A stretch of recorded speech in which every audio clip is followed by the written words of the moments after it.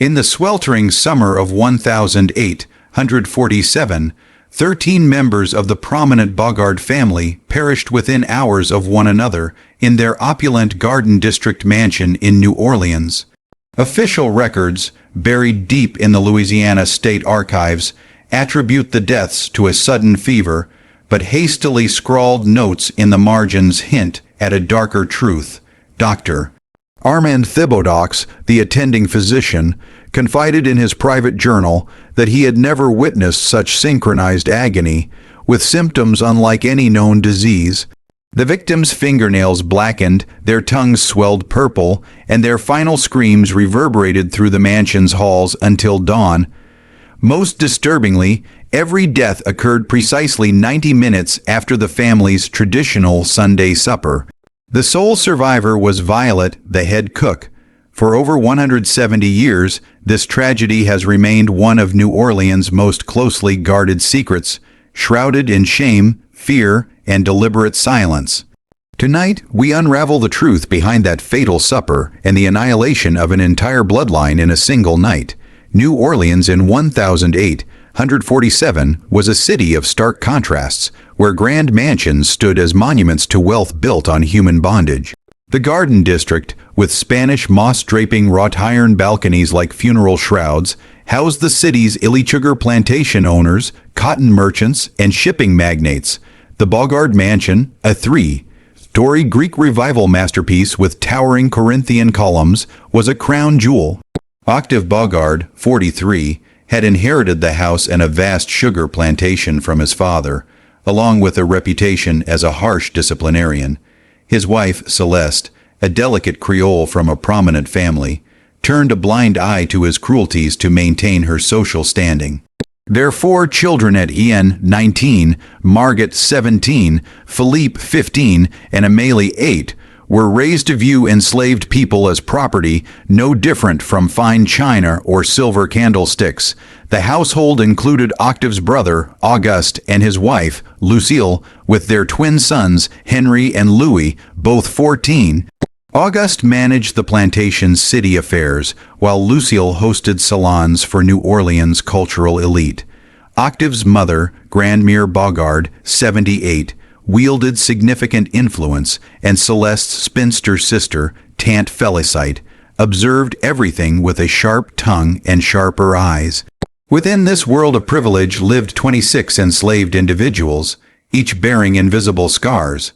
Violet, born in the mansion's slave quarters in 1823 to Essie, the former head cook who died of exhaustion when Violet was 14, bore the heaviest burden.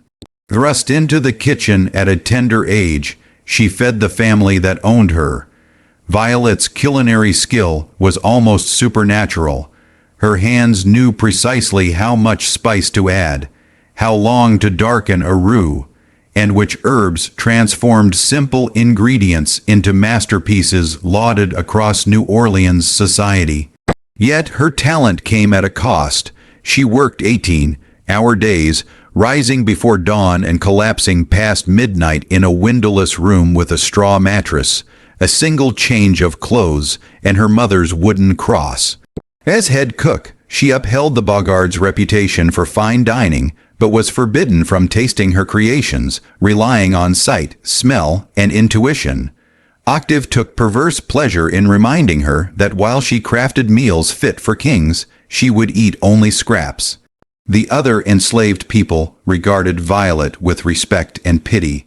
Her position spared her the whip and field labor, but her grueling schedule isolated her. Samuel, the stable master's son, 28, caught her eye despite the dangers of such affection. Their stolen glances and whispered midnight conversations blossomed into a love both knew was a perilous luxury. Samuel dreamed of buying their freedom, but on a plantation where a field hand earned $50 a year in profit, such hopes were distant. Old Moses, the butler, served the Bogards for over 40 years, his bent back and gray hair testifying to decades of servitude. His ability to anticipate the family's needs was uncanny, though a cold fire burned in his eyes. Lily, 16, Celeste's lady's maid, lived in fear of the male Bogard's attention, moving like a ghost to avoid notice. Thomas, Samuel's father, managed the stables with a survivor's instinct, his face a mask hiding his true thoughts. The mansion's routine was rigid. Breakfast was served at 7:00 a.m. in the morning room, luncheon at 1:00 p.m. with society guests, but Sunday supper at 6:00 p.m. was sacred. The extended family gathered under a Parisian crystal chandelier, dining on fine china and silver. Violet's Sunday menus, planned from Friday, showcased Creole heritage with 7 courses: soup, fish, fowl, vegetables, meats, and intricate desserts. The family gathered in the parlor at 5:30 for cocktails, brandy for men, cordials for women, before processing to the dining room, Octave at the head, Celeste at the foot, and others seated by hierarchy. Beneath this polished facade, tensions simmered. The spring of 1847 brought financial strain from a poor sugar crop, forcing Octave to sell property and consider selling slaves. His temper grew volatile, his cruelty more calculated. The catalyst for the tragedy came on a stifling Thursday in late June 1847.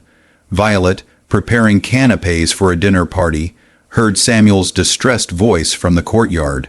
Peering out, she saw Octave whipping Samuel, accusing him of eyeing Margot, whose flirtations Samuel had carefully avoided. Violet, unable to bear it, threw herself between them, pleading Samuel's innocence. Octave's rage turned to her, his cold fury more terrifying than his shouts. He devised a cruel punishment. Violet would prepare meals but eat only after every boggart declared satisfaction, a near impossible task given Octave's demands. For 3 days she subsisted on water and scraps smuggled by Moses and Lily, her body weakening as Octave critiqued every dish. Samuel's escape attempt led to a savage beating, requiring Dr. Thibodeaux's care. Observing Violet's gaunt face and burning eyes, the doctor noted her dangerous resolve but failed to warn Octave. On the 3rd day, as Violet watched Octave savor her praline bread pudding while she starved, a cold clarity settled over her. She began studying the boggart's habits with new intent. Grandmere's pre-meal medicine, Auguste's watch, checking, Amélie's eating order. These details, once part of her job, became pieces of a deadly puzzle. That night, collapsing on her mattress, Violet decided to serve the boggarts a meal they would never forget, crafted with the precision of her finest dishes.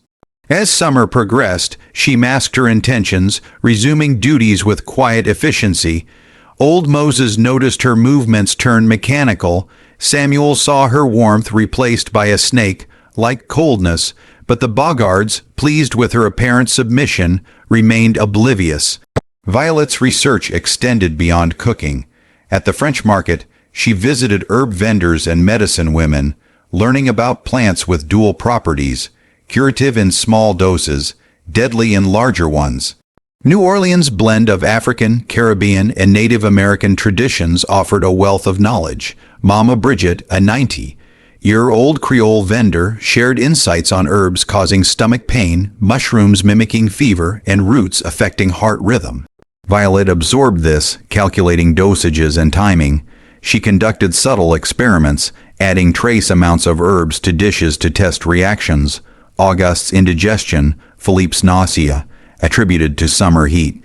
Her isolation deepened, distancing her from Lily, Moses, and even Samuel, who confronted her in August, sensing her transformation.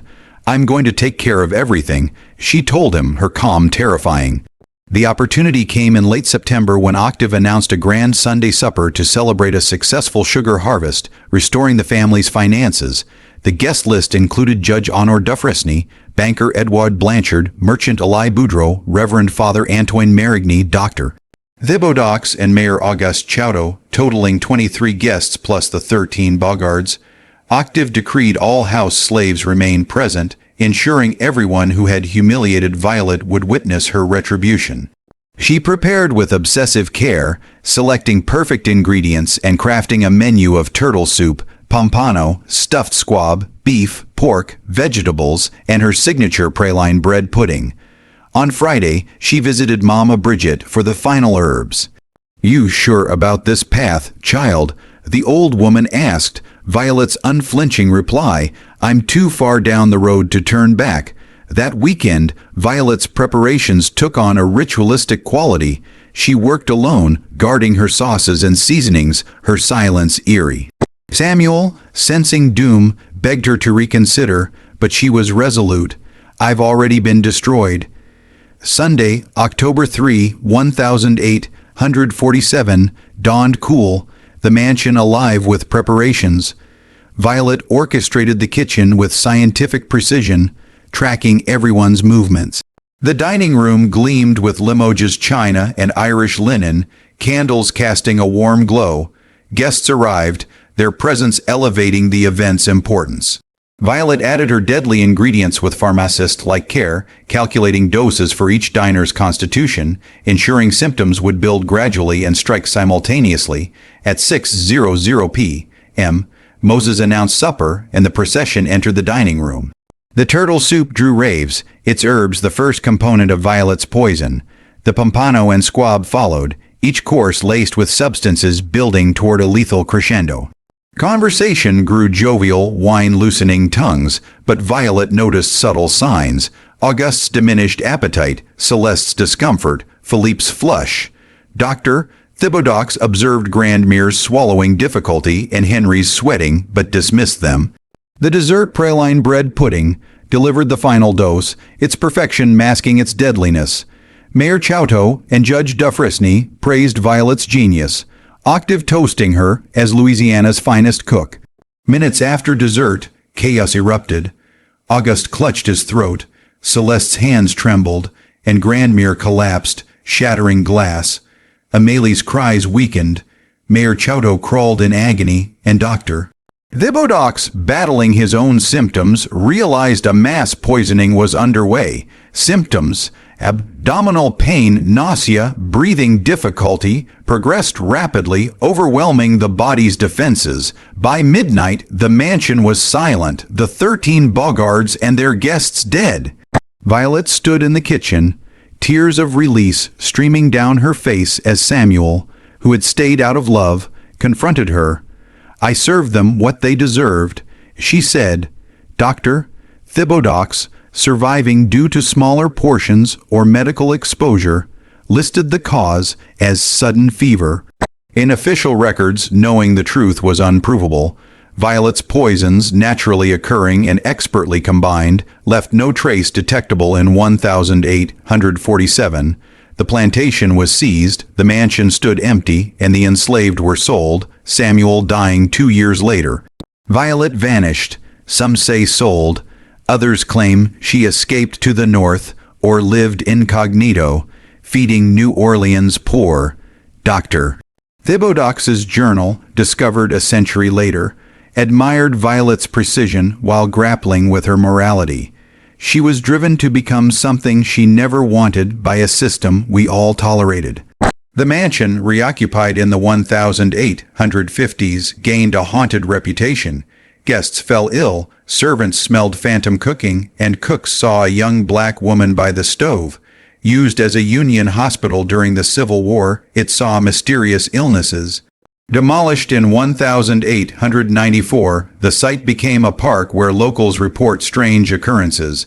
Violet's story reveals the human cost of slavery, her vengeance a tragic response to unbearable cruelty. Was justice served, or did she go too far? Share your thoughts below, subscribe, and hit the notification bell for more dark histories.